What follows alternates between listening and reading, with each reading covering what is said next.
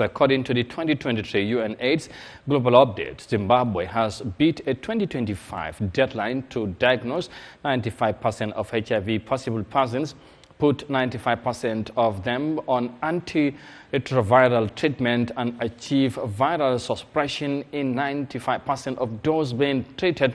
And robust outreach is behind the achievement. The country's National Aid Council said 1.3 million Zimbabweans are HIV positive, representing 11.01% prevalence rate.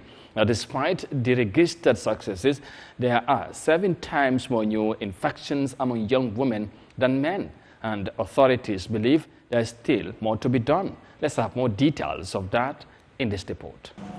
According to the 2023 Unaids Global Update, Zimbabwe has beat a 2025 deadline to diagnose 95% of HIV-positive persons, put 95% of them on antiretroviral treatment, and achieve viral suppression in 95% of those being treated. Robust outreach is behind this achievement.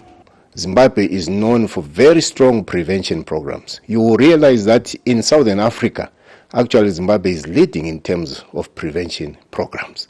We really do programs that go down to the community and look at various behaviors, and we address those behaviors.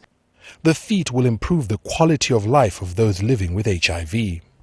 It shows that people living with HIV are now more aware of the importance of adhering to their treatment, because I think the third 95 looks at viral suppression. That means those people who are on treatment are able to have the virus suppressed. That means people can actually live a normal life just like anyone who is HIV negative.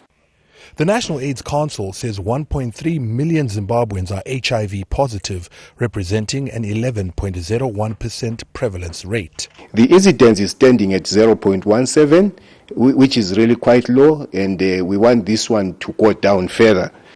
Worryingly, there are 7 times more new infections among young women than men, a stark caution that despite the success, there is still more to be done. For example, children 0 to 14 years, they are lagging behind in terms of the 95s. So there's still a lot of work to be done to pregnant and lactating women, as well as children who are HIV positive. Stigmatization also remains a concern.